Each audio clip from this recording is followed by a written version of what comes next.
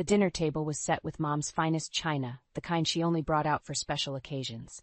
The smell of roasted chicken wafted through the air, making my mouth water.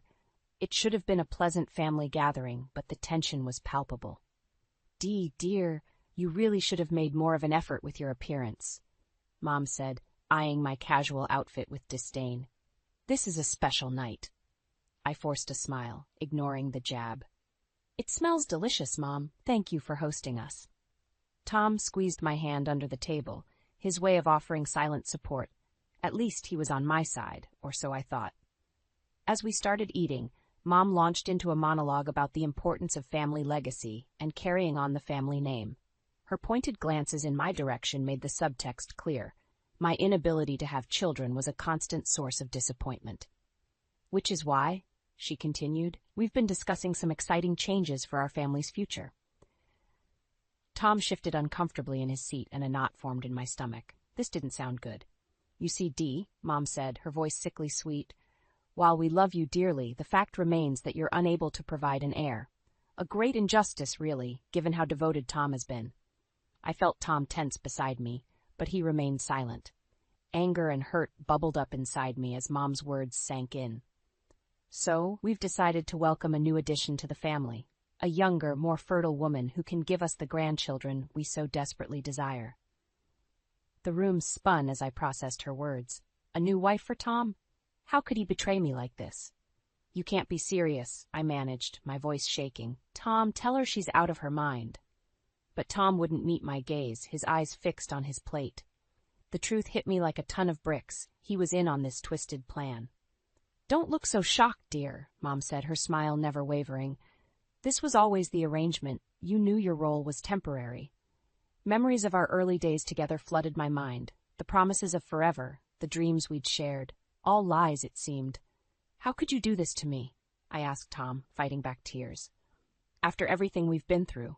He finally looked up, his expression a mixture of guilt and resignation. "I'm sorry, Dee, but my mother is right. We need an heir. It's for the good of the family." The betrayal cut deep, a knife twisting in my gut. In that moment, I saw my husband and mother-in-law for who they truly were, manipulative, selfish people who viewed me as disposable. As the shock gave way to anger, I made a decision. I would not go quietly. If they wanted a war, I would give them one they'd never forget. Pushing back from the table, I met Mom's cold stare with newfound resolve. "You haven't seen the last of me," I said, my voice steady despite the turmoil raging inside. "This isn't over, not by a long shot." With that, I turned and walked out, leaving my shattered dreams behind. But a new fire burned within me, a determination to fight for what was rightfully mine. They wanted an heir? Well, they were about to get more than they bargained for. A few days after the disastrous dinner, Mom called to invite me over for a casual gathering with some of the community women. I knew it was a trap, but I also saw an opportunity to start fighting back. As I walked into her immaculate living room, I was immediately surrounded by a group of well-dressed, gossiping ladies. Mom beamed at the center of it all, like a spider overseeing her web. "Ladies, you all know my dear daughter-in-law, Dee," she announced, gesturing for me to join her. "Come, let me properly introduce you." One by one, she paraded me in front of the women, each introduction laced with subtle digs about my age, my childlessness, my perceived inadequacies as a wife. The words stung, but I kept my composure, forcing a polite smile. "This is Marjorie, president of the gardening club. Isn't it a shame Dee has never shown an interest in cultivating life?" Mom said, with a pointed look. Marjorie gave me a pitying glance before turning away, whispering to her friend. It went on like that for what felt like an eternity, Mom's barbs growing sharper with each new acquaintance. Through it all, Tom lounged in the corner, nursing a drink and pointedly ignoring the spectacle. As the gathering wore on, I noticed a few of the women stealing sympathetic glances my way. Perhaps I had more allies than I realized. During a lull, I found myself beside Judith, an older woman known for her sharp wit and even sharper tongue. "Don't pay her any mind, dear," she murmured, patting my arm. "We all know Lorraine's just bitter because her own daughter abandoned her years ago." I raised an eyebrow, intrigued by this juicy bit of information. Judith gave me a conspiratorial wink before moving on. Suddenly, the endless parade of introductions took on a new light. These women weren't just Mom's adoring sycophants. They were a wealth of knowledge about her deepest insecurities and darkest secrets. And with a few well-placed allies, I could start turning the tide. As the gathering finally wound down, I made a point of thanking Mom for her hospitality with a pointed smile. She narrowed her eyes, sensing the shift in my demeanor. "This isn't over, Dolores," she hissed under her breath. "Not by a long shot." "Wouldn't have it any other way," I replied coolly, already formulating my next move. On my way out, I caught Tom's eye for the briefest moment. His gaze was hollow, empty, as if he'd already checked out of our marriage long ago. Fine by me. The less he was involved, the easier it would be to dismantle his mother's twisted schemes from the inside out. As I drove away from Mom's house, I felt a newfound sense of determination. She might have won the battle, but the war was just beginning. With a few unexpected allies in my corner, I was ready to fight for my life and make her regret ever crossing me. A few days after the disastrous community gathering, Lorraine ambushed me with another cruel demand. "We need to schedule you for a fertility test," she announced over coffee, not even looking up from her magazine. I nearly choked on my drink. "Excuse me? Why on earth would I do that?" She fixed me with a steely gaze. "To prove once and for all whether you're capable of providing an heir. If the results are positive, perhaps we can revisit this ridiculous notion of bringing in another woman." The audacity of her request stunned me into silence. After everything they'd put me through, they still expected me to jump through hoops? I opened my mouth to protest, but Tom cut me off. "Just do it, Dee," he said flatly. "The sooner we get this settled, the better for everyone." His callous disregard for my feelings felt like a slap in the face. Didn't my husband have any loyalty left? Realizing I was outnumbered, I agreed to the test, if only to buy myself some time.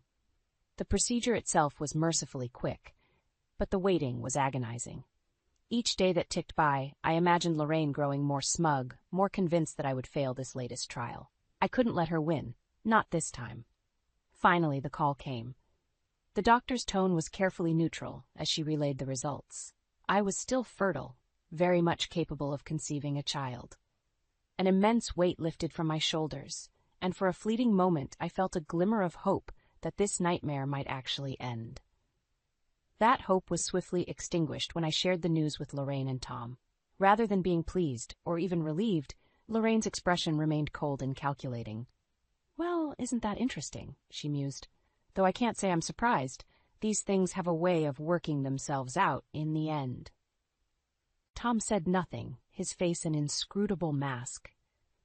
In that moment, I realized with sickening clarity that the test had never been about giving me a fair chance. To them, I was an inconvenient obstacle to be disposed of, no matter what the results showed. Memories came flooding back of those early days with Tom, when we discussed having children of our own. I remembered the tenderness in his eyes, the excitement in his voice as he painted pictures of our future family. Now, it was as if that man had never existed, replaced by this hollow stranger who valued his mother's whims above all else.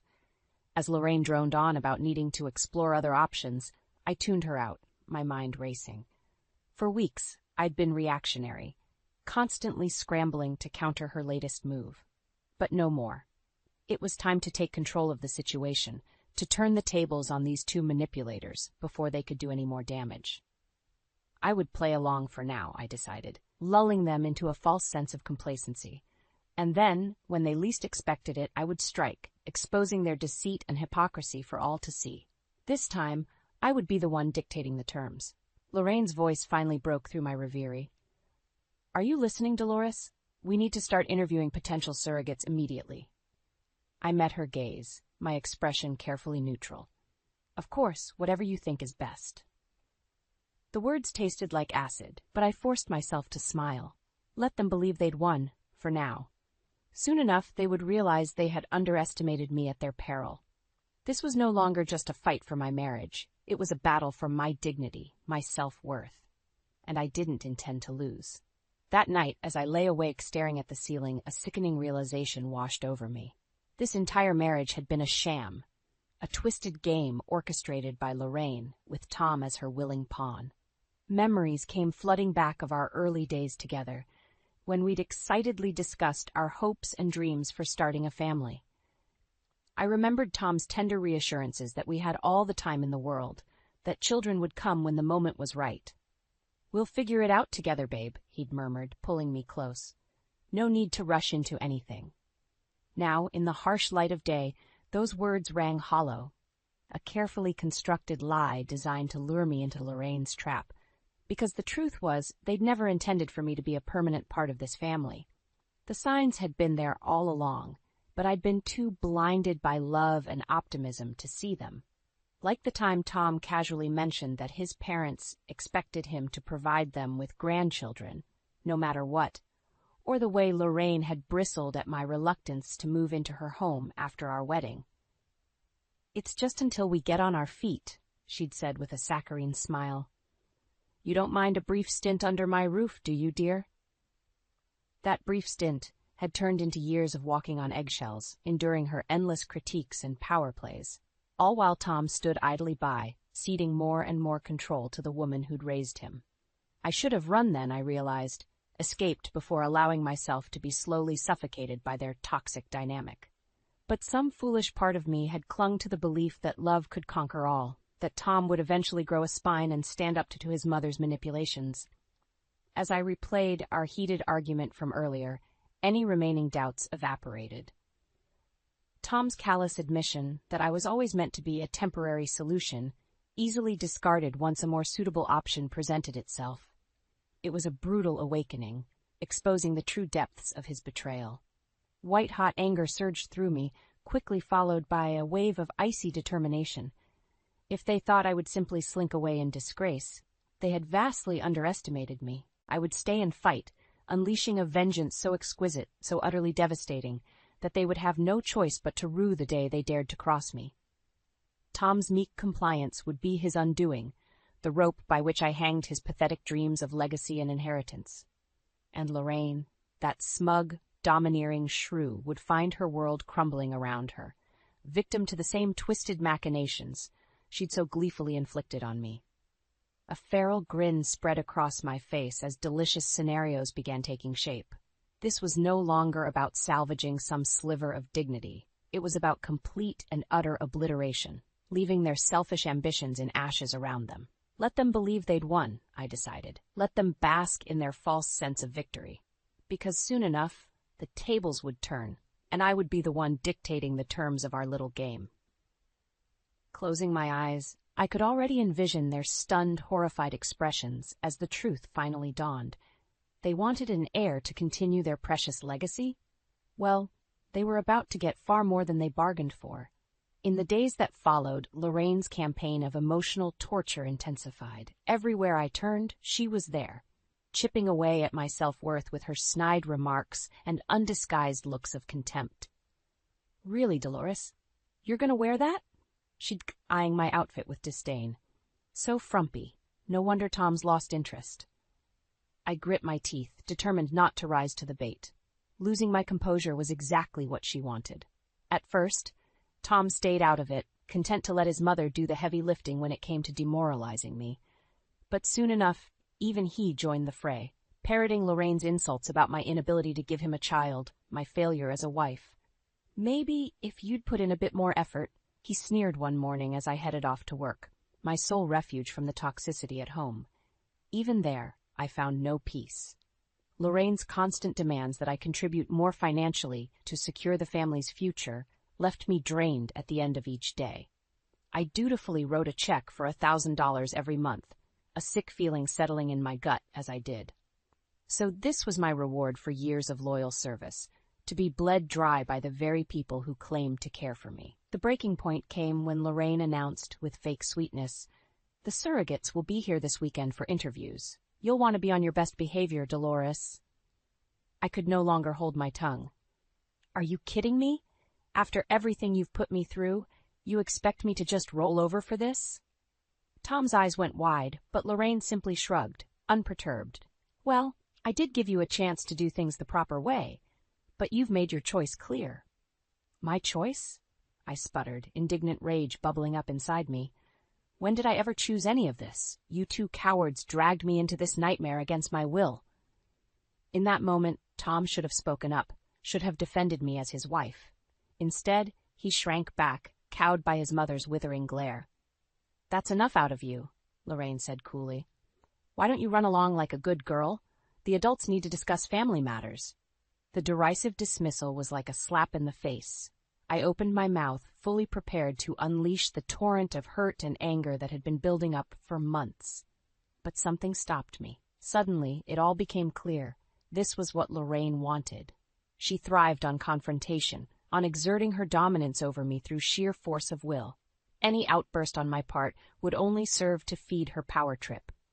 A strange sense of calm washed over me, and I felt the fight go out of me, at least for the moment. Straightening my shoulders, I met Lorraine's gaze steadily. "You know what? You're right," I said, keeping my voice even. "I'm just going to step aside and let you two continue making decisions for this family. Seems to be working out so well for you both." Lorraine blinked, clearly thrown by my uncharacteristic acquiescence. But her smugness quickly returned.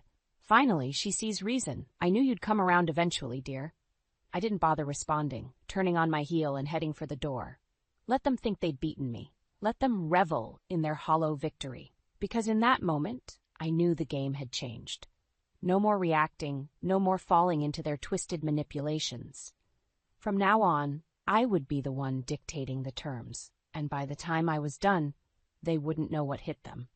I should have seen it coming, really. The signs were all there.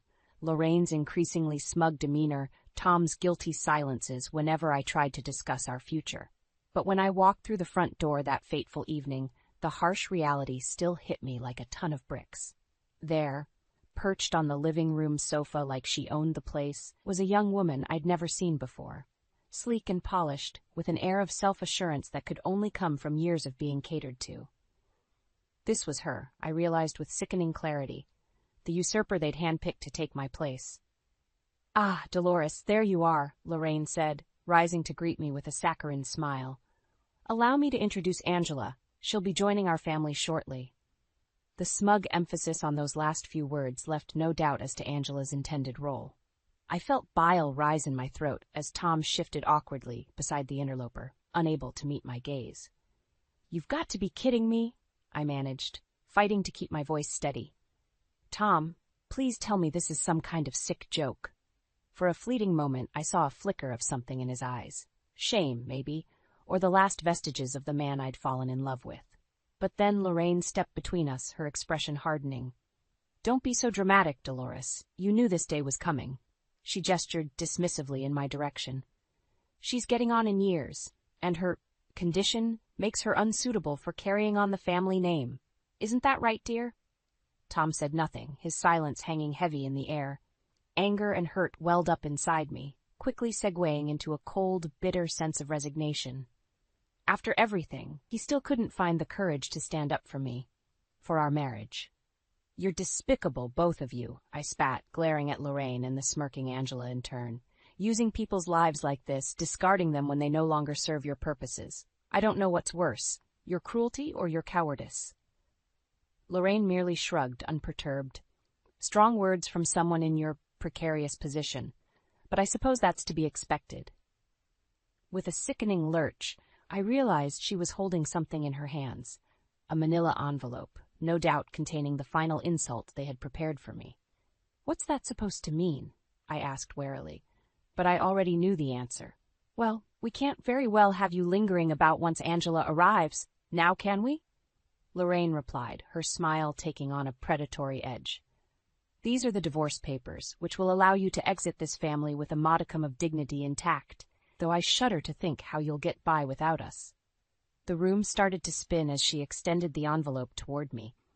This was it, the moment I'd been dreading, the point of no return, where I would have to decide whether to go down swinging or slink away in disgrace. Part of me wanted to fight, to rage against the injustice of it all. But another, wearier part knew that there was no point in prolonging this toxic charade any further. Lorraine and Tom had made their decision, callously prioritizing their twisted idea of legacy over anything resembling basic human decency. So with a heavy heart and a lump in my throat, I reached out and took the envelope, already feeling the weight of my shattered dreams pressing down on me. "Don't worry, I'll be just fine without you," I said, mustering what little dignity I had left. In fact, I'd say the world just got a whole lot brighter. Lorraine's mocking laughter followed me out the door, but I didn't care. The papers were signed, the bridge burned, and as I drove away from that wretched house, I made a silent vow to myself. One day soon, they would regret ever underestimating me. For now, though, I needed to lick my wounds and chart a new course, one free from their toxic influence. But mark my words, vengeance would be mine. They wanted to cast me aside like some unwanted burden? Well, they were about to learn just how heavy that burden could become. In the aftermath of my brutal ousting from the family, I found myself adrift, reeling from the depths of Lorraine and Tom's betrayal, yet simultaneously liberated from their toxic grip. With nowhere else to turn, I did the only thing I could. I went home, back to the warm embrace of my parents and the life I'd left behind so many years ago. "That son of a bitch!" My father growled when I recounted the sordid tale, fists clenching with a rare burst of anger. "After everything you sacrificed for that family." Mom simply held me close, her gentle shushing the only balm for the ragged wound in my heart. In their cozy little ranch home, surrounded by decades of cherished memories, I finally felt safe enough to process the devastating turn my life had taken. But even as I grieved my shattered dreams, a newfound sense of determination took root. I was done being a victim, done letting Lorraine and her cronies dictate my worth. It was time to show them and myself what I was truly capable of when freed from their toxic influence. The first step, I decided, was to rebuild my financial security. While Tom and his mother had been content to bleed me dry, I'd been quietly squirreling away funds, investing in a passion project that had become my own little secret. With my parents' support, I threw myself into making that dream a reality. Months passed in a whirlwind of hard work and renewed purpose. Before I knew it, the dilapidated flower shop I'd bought on a whim had been transformed into a thriving business, its rustic charm and premium blooms drawing rave reviews from customers across the city. My own little oasis far removed from the suffocating world of Lorraine's making. Which was why, when the local news crew showed up to do a feel-good segment on the shop's success, I didn't hesitate to seize the opportunity.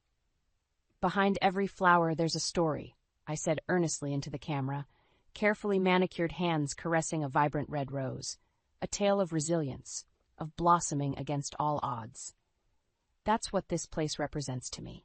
A chance to start anew, to cultivate something truly beautiful out of even the most barren of circumstances. The words rang with authenticity, each one carrying the weight of my own hard-won rebirth. And later, as the segment aired to thousands of viewers across the city, I couldn't help but savor the delicious twist of fate it represented. Because there, I knew Lorraine and Tom would be watching, their own circumstances drastically diminished in the wake of my departure. And as the camera panned over the bustling shop, showcasing my hard-earned success in high definition, they would be forced to confront the harsh truth they'd tried so desperately to deny. I was not the failure they'd sought to discard. I was a woman reborn, thriving precisely because I'd had the courage to shed the shackles they tried to bind me with. And with my newfound power and self-assurance, I had no intention of fading back into meek obscurity. No, this was just the opening salvo, the first taste of the reckoning that was to come. Lorraine and Tom wanted to cast me aside like garbage? Fine. They were about to learn just how hazardous their precious legacy could be when it fell into the wrong hands. The game was just beginning, and this time, I held all the cards. It was the annual neighborhood block party, and the air was thick with the scent of charred burgers and cheap beer. Normally, this was the kind of event I avoided like the plague, too much forced socializing, too many prying eyes. But this year was different. This year, I had a point to prove. As I made my way through the crowd, heads turned and whispers rippled in my wake. News of my very public split from Tom and his venomous mother had spread like wildfire, no doubt fueled by their own twisted version of events. But I didn't care. Let them talk. Soon enough, they would be singing a very different tune. "Well, well, if it isn't the woman of the hour," a familiar voice rang out, dripping with disdain. I turned to find Lorraine bearing down on me, Tom skulking a few paces behind like a beaten dog. Angela was mercifully absent, though I had no illusions about her eventual appearance. "Lorraine," I replied coolly, refusing to be baited. "Lovely to see you out and about. Keeping busy, I trust?" She sneered at my nonchalant tone. "Don't play coy with me, Dolores. We both know you've been putting on quite the performance lately with your newfound success." The way she spat out that last word spoke volumes. To Lorraine, my independence was a personal affront, a threat to the natural order she'd worked so hard to maintain. Tom shifted uncomfortably beside her, his gaze flitting anywhere but my face. I almost felt sorry for the pathetic bastard. "If you're referring to my blossoming business ventures, I don't see how that's any of your concern," I said evenly. "But since you brought it up, things are going swimmingly. I'd offer you a bouquet, but I have a strict policy against fraternizing with snakes." A few nearby partygoers failed to stifle their laughter, emboldening me. Lorraine's eyes narrowed dangerously. "You think you've won, don't you?" she hissed, her voice low and venomous. "That by prancing around with your little flower shop, putting on airs for the neighborhood, you've somehow bested me?" I shrugged unconcerned. "I don't think anything, Lorraine. I know I've won. Why else would you be standing here, so clearly threatened by my mere existence?" The barb hit its mark, and I could see the fury building behind her cold eyes. Good. Let her rage, let her spiral into the toxic pit of her own making. I was no longer afraid. "You arrogant little—" she began, but a warm hand on my arm stopped her in her tracks. It was Judith, bless her soul, flanked by a small cluster of the community ladies who'd borne witness to my humiliation all those months ago. "Is there a problem here, Dee?" she asked pointedly, her sharp gaze cutting into Lorraine. "Only we couldn't help but overhear this unpleasantness." Lorraine visibly bristled at the subtle rebuke, her mouth working furiously as she struggled to regain her composure. In that moment, it was clear. The tides had turned, and she was swiftly becoming the outcast in her own social circle. "No problem at all, Judith," I replied, squeezing her hand gratefully. "Lorraine was just reminiscing about old times. Weren't you, dear?" The sickly sweet endearment hung in the air like a challenge, and I could see Lorraine's hands curling into fists as she fought for control. This time, though, she remained silent, seemingly aware that any outburst would only further alienate her. "Well, isn't that nice?" Judith said, her tone making it abundantly clear that it was anything but. "Why don't you ladies run along, then? I'm sure Dee has much better things to do with her time." It was a blatant dismissal, and an utterly masterful one at that. As the cluster of women closed ranks around me, Lorraine could only gape impotently, her carefully cultivated facade of genteel superiority crumbling by the second. "This isn't over," she managed finally, her voice trembling with barely contained rage. "You mark my words, Dolores, you haven't seen the last of me." "I certainly hope not," I shot back, feeling emboldened by the support of my newfound allies. "Watching you unravel promises to be immensely satisfying." With that, I turned on my heel, leaving her to stew in her own bitter juices as I rejoined the party. The battle lines had been drawn, and for the first time, I held the higher ground. Lorraine's twisted legacy was already cracking at the seams, and I had no intention of letting up until it lay in ruins at my feet. "Mom! Oh no, this can't be!" Grace's voice cuts through the quiet evening, jolting me from my thoughts as I prepare dinner in the kitchen. My heart races as I rush to the living room, fearing the worst. "Grace, honey, what's wrong?" I ask, my voice trembling slightly. I find my 10-year-old daughter standing by the lamp, her face pale and her eyes wide with fear. "There's something weird in the lamp, Mom," she whispers, pointing at the base of the lamp with a shaky finger. I approach the lamp cautiously, my mind spinning with possibilities. As I examine the base, I notice a small, unfamiliar device attached to it. A chill runs down my spine as realization dawns on me. "Is that a wiretap?" I mutter under my breath, my heart sinking. Grace looks up at me, her eyes filled with confusion and fear. "What's a wiretap, Mom?" I take a deep breath, trying to compose myself for my daughter's sake. "It's something that people use to listen to other people's conversations without them knowing," I explain gently, pulling her into a reassuring hug. As I hold Grace close, my mind races with questions. Who would do this to us? Why would someone invade our privacy like this? A sense of violation and anger begins to build inside me, but I push it down, focusing on comforting my daughter. Don't worry, sweetie, I say, stroking her hair. We'll figure this out. I won't let anyone hurt our family. Grace nods, burying her face in my shoulder. I'm scared, Mom, she whispers, her voice muffled. I know, honey, but we'll get through this together. I promise. I hold her tightly, my determination growing with each passing moment. As I stand there, holding my daughter in the living room, I can't help but feel a sense of dread wash over me. The realization that someone has been listening to our private conversations, invading our most intimate moments, makes my skin crawl. I think back to the strained relationship I've had with my mother-in-law, Frances, over the years. The constant meddling, the subtle jabs at my parenting, the way she always seems to undermine my authority in my own home. Could she be behind this? The thought makes my stomach churn. I glance around the room, suddenly feeling exposed and vulnerable. How long has this been going on? What have they heard? The questions swirl in my mind, each one more unsettling than the last. But I know I can't let my fear consume me. I have to be strong for Grace, for our family. I take a deep breath, squaring my shoulders as I gently pull away from my daughter's embrace. Okay, Grace, here's what we're going to do, I say, my voice steady and calm.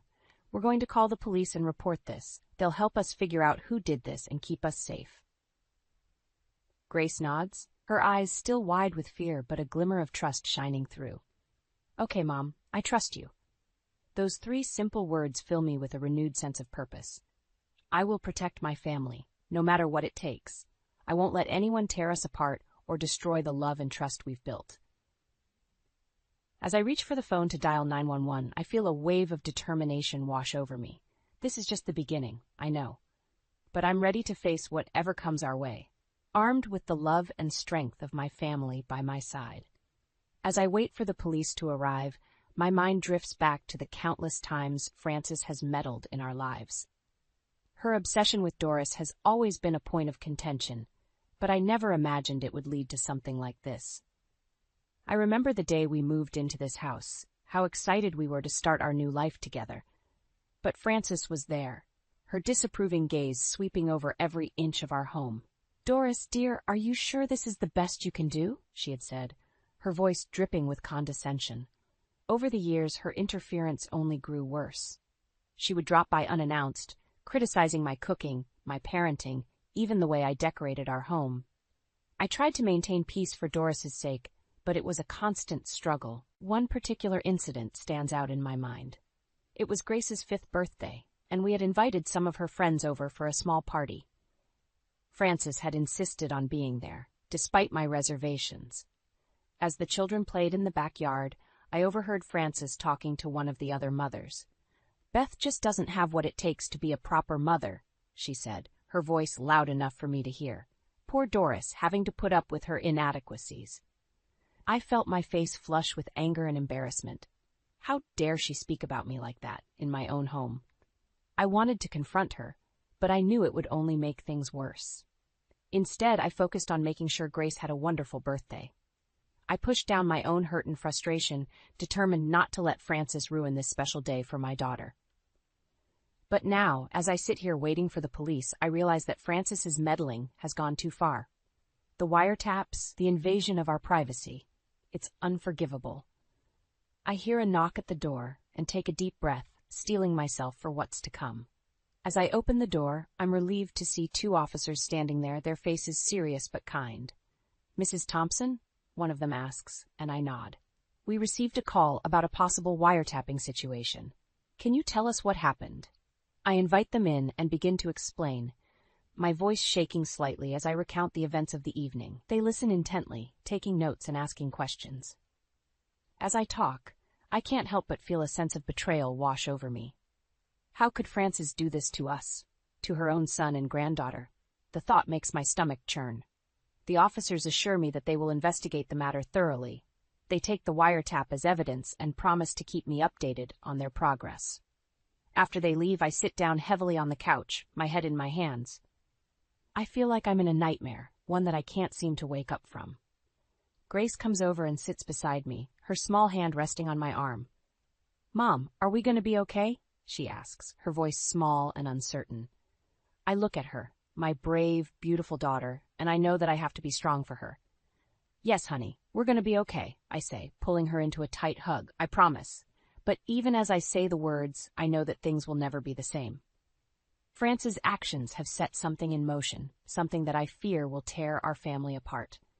As I hold Grace close, I vow to myself that I will do whatever it takes to protect her, to keep her safe from the toxicity that threatens to engulf us.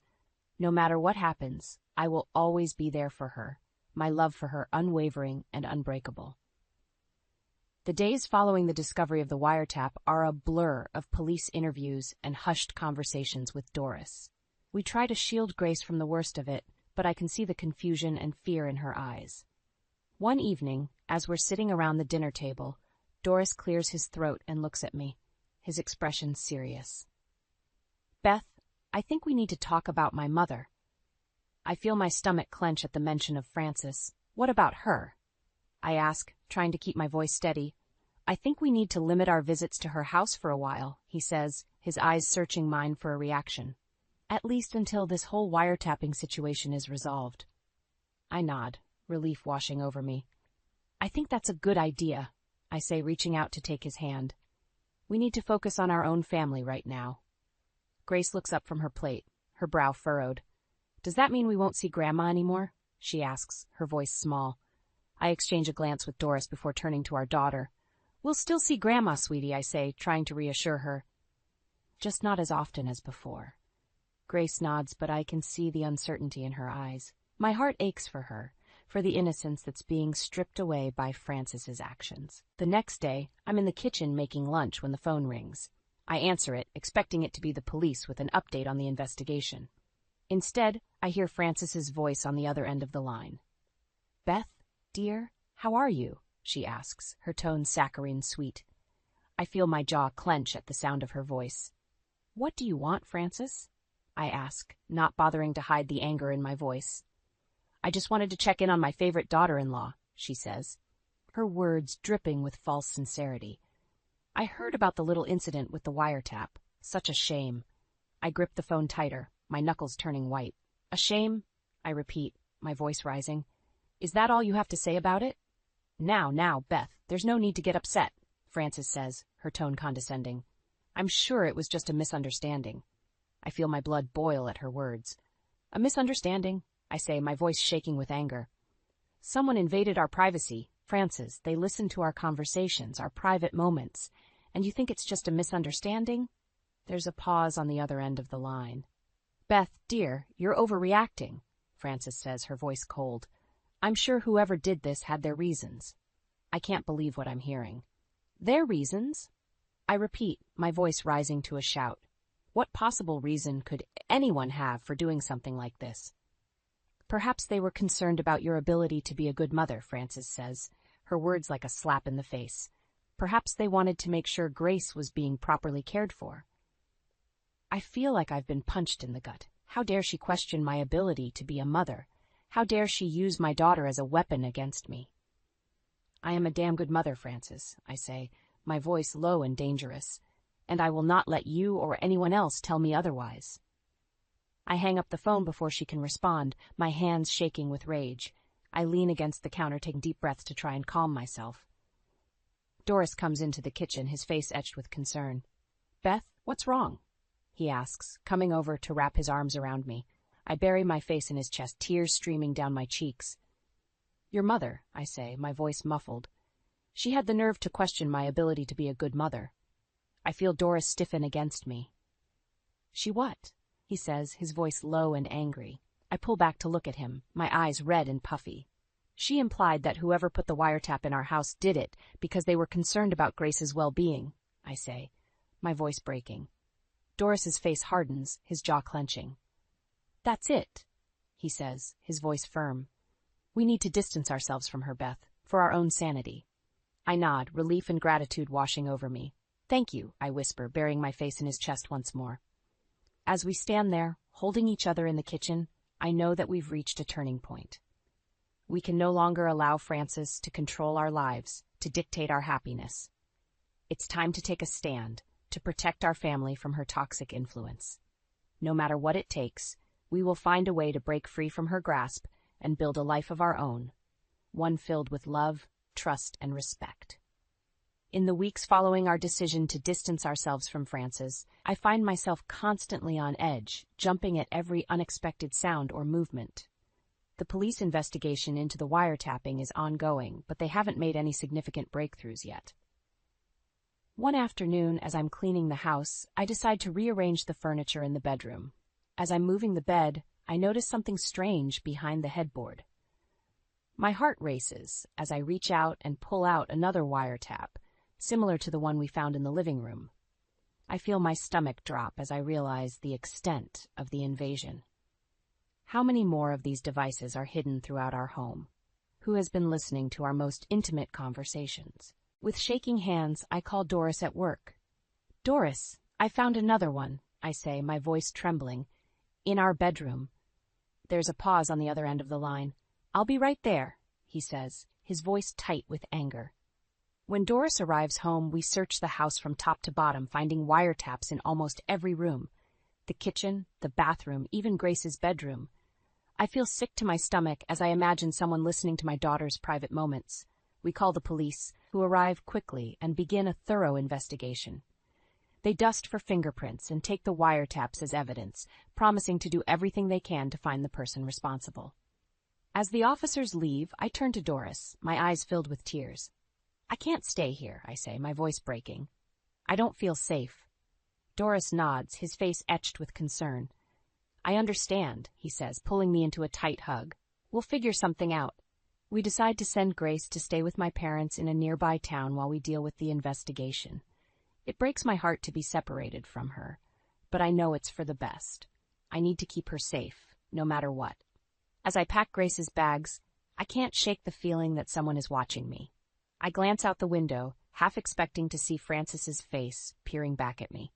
But there's no one there, just the quiet street and the setting sun.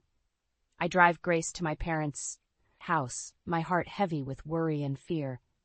When we arrive, my mother takes one look at my face and pulls me into a tight hug. "Oh, Beth," she says, her voice filled with concern.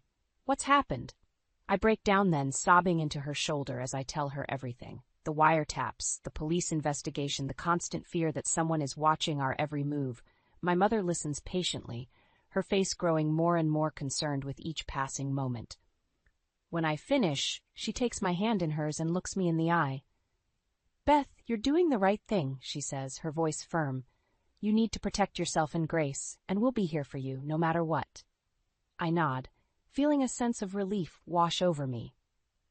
Knowing that I have my parents' support means everything to me. As I drive back home, my mind races with possibilities. Who could be behind the wiretapping? Is it Frances, trying to gather evidence to use against me? Or is it someone else entirely, someone with a grudge against our family? I think back to the confrontation with Frances, the way she questioned my ability to be a good mother. Could she really be capable of something like this? The thought makes my blood run cold.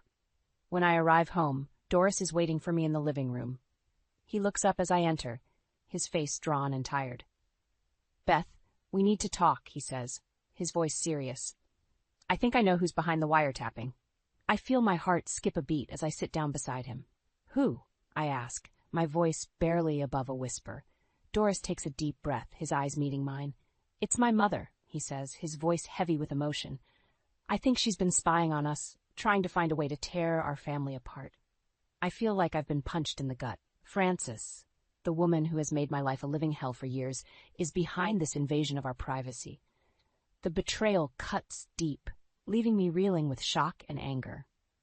As I sit there, trying to process this new information, I feel a sense of determination wash over me.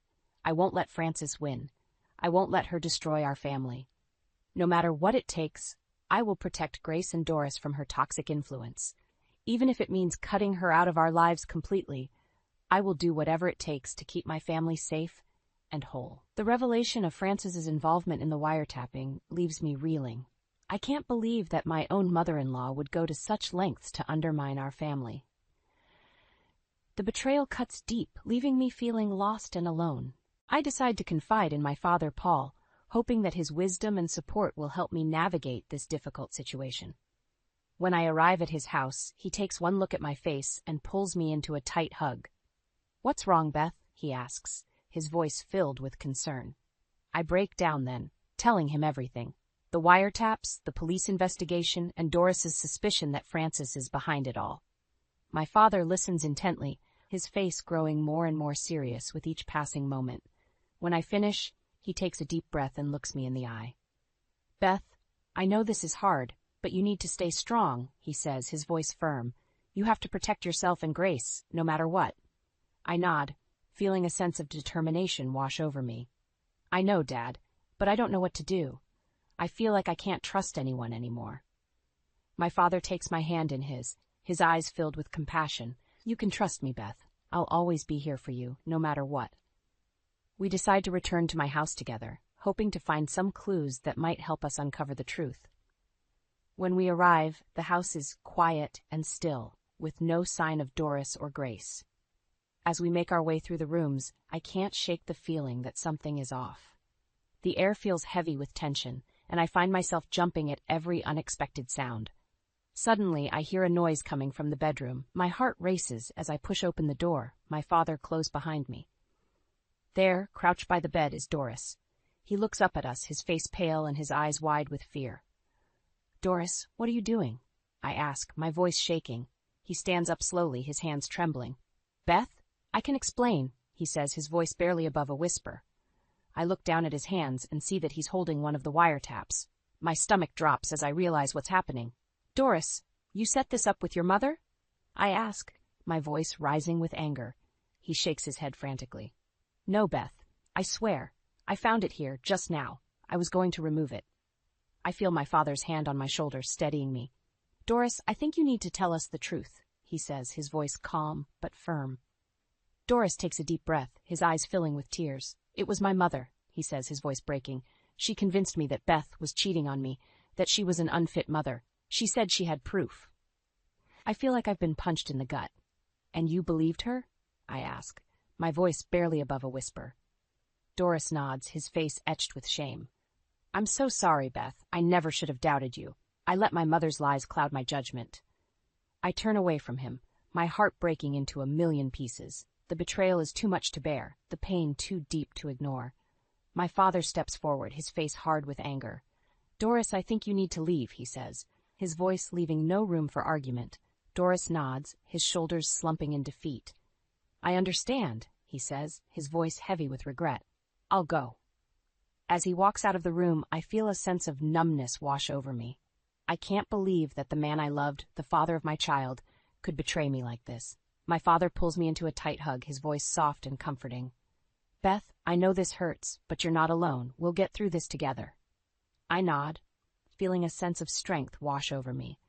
I know that the road ahead will be difficult, but with my father by my side, I know I can face anything. As we stand there, holding each other in the quiet of the bedroom, I feel a sense of determination wash over me. I won't let Frances win. I won't let her destroy my family. No matter what it takes, I will protect Grace from her toxic influence. Even if it means leaving Doris behind, I will do whatever it takes to keep my daughter safe and happy. The days following Doris's confession are a blur of anger, heartbreak, and disbelief. I can't fathom how he could have believed his mother's lies, how he could have doubted my love and loyalty. I find myself constantly replaying our confrontation in my mind, the look of guilt and shame on his face as he admitted to his betrayal. The pain is almost too much to bear, but I know I have to stay strong for Grace. One evening, as I'm putting Grace to bed, Doris comes into the room, his eyes red and puffy from crying. "Beth, can we talk?" he asks, his voice barely above a whisper. I nod, tucking Grace in and kissing her forehead before following Doris out of the room. We sit down on the couch, the tension between us palpable. "Beth, I'm so sorry," Doris begins, his voice breaking. "I never should have believed my mother's lies. I never should have doubted you." I feel my anger rising, my voice shaking as I respond. "How could you, Doris? How could you think I would ever be unfaithful to you? How could you let your mother manipulate you like that?" Doris hangs his head, his shoulders slumping in defeat. "I don't know, Beth. I was weak. I let her get inside my head, and I didn't trust my own instincts." I shake my head, tears streaming down my face. "Do you have any idea how much this hurts, Doris? How betrayed I feel?" He nods, his own tears falling. I know, Beth. I know I've hurt you deeply, and I'll never forgive myself for that.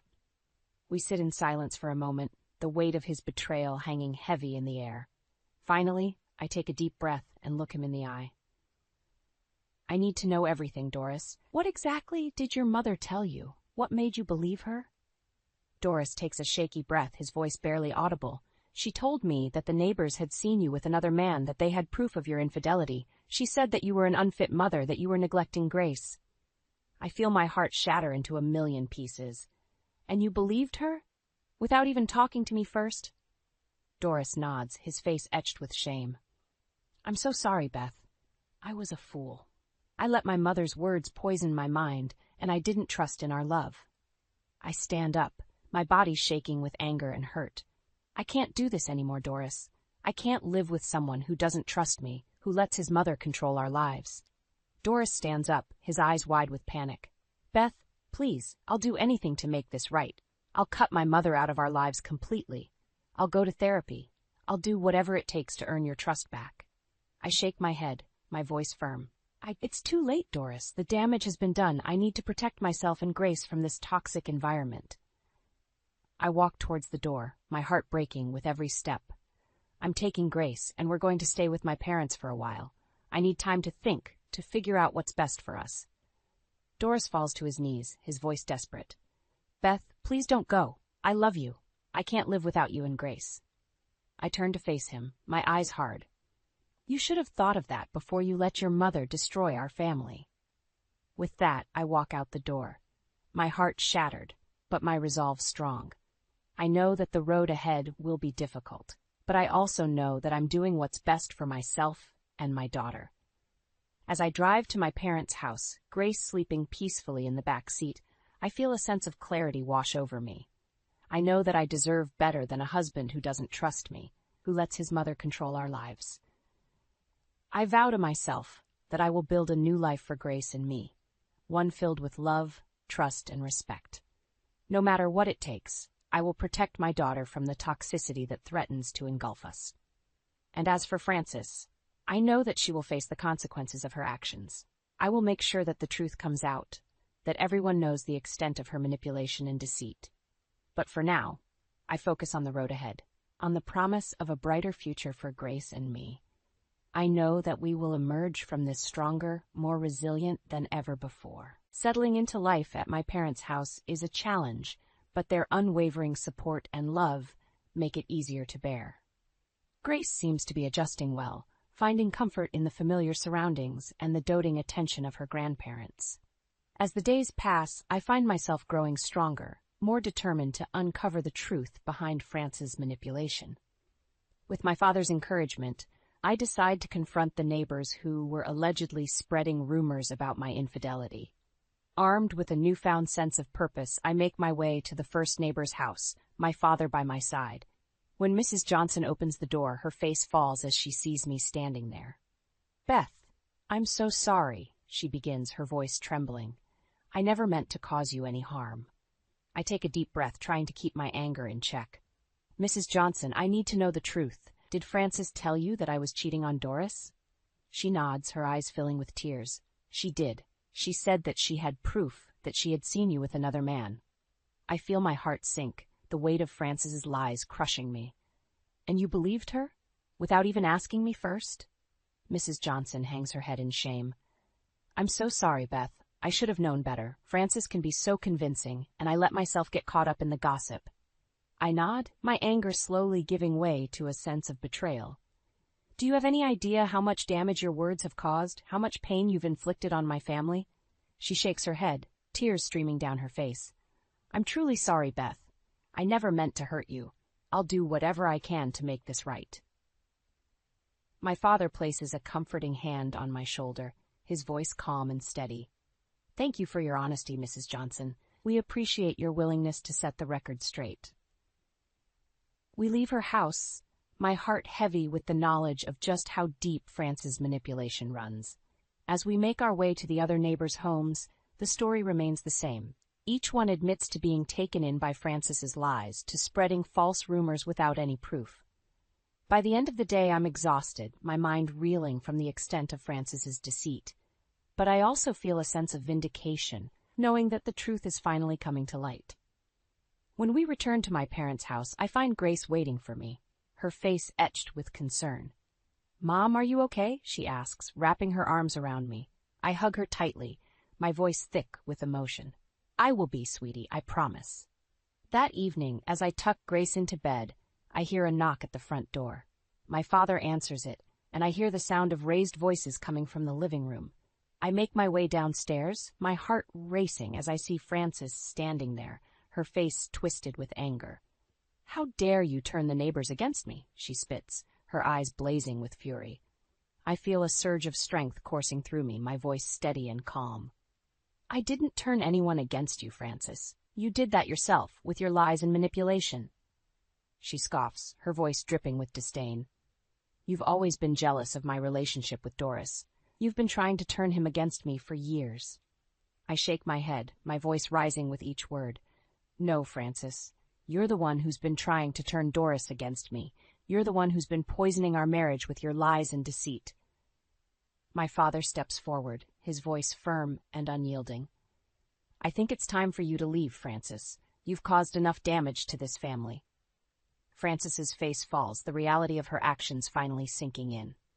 She turns to leave, her shoulders slumped in defeat. As the door closes behind her, I feel a sense of relief wash over me.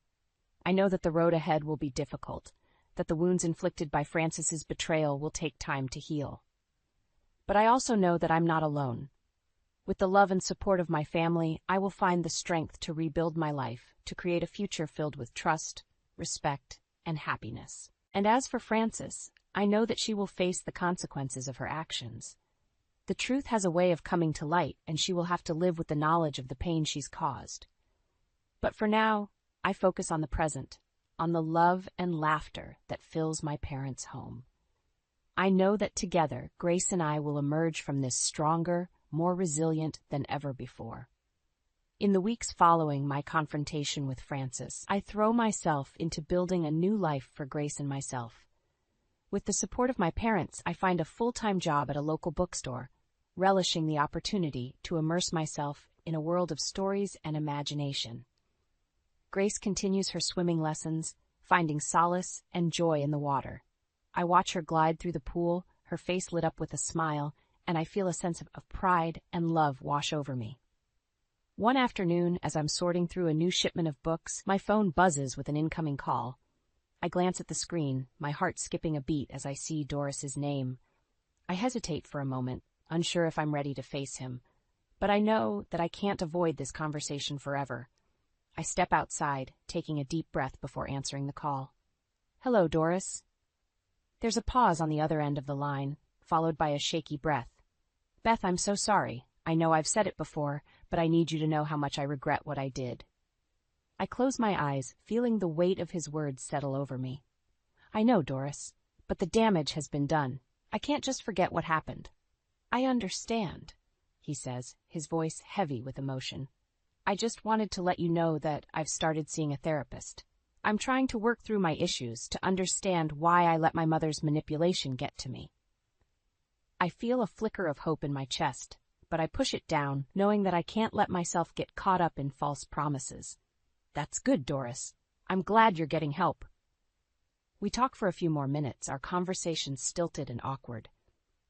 When we hang up, I feel a sense of sadness wash over me, knowing that the man I once loved is now a stranger to me. As the days turn into weeks, I find myself settling into a new routine. Grace and I spend our evenings curled up on the couch, reading books and watching movies. On weekends, we explore the city, discovering new parks and museums. I hear whispers around town about Frances, about how she's become a pariah in the community. People cross the street to avoid her, their faces etched with disgust and anger. Part of me feels a sense of satisfaction, knowing that she's finally facing the consequences of her actions. But another part of me feels a twinge of pity, knowing that she's now living a life of isolation and loneliness. One evening, as I'm tucking Grace into bed, she looks up at me with wide, curious eyes. "Mom, do you think Grandma Frances is sorry for what she did?" I pause, considering my words carefully. I don't know, sweetie. Sometimes people do bad things because they're hurting inside, and they don't know how to deal with their pain. Grace nods, her brow furrowed in thought. I hope she learns to be a better person. I smile, feeling a surge of love and pride for my wise, compassionate daughter. Me too, Grace. Me too. As I lay in bed that night, I find myself reflecting on the journey that brought me to this moment. The pain and betrayal, the fear and uncertainty, the strength and resilience that I never knew I possessed. I know that the road ahead will be difficult, that there will be challenges and obstacles to overcome, but I also know that I'm not alone, that I have the love and support of my family to guide me through.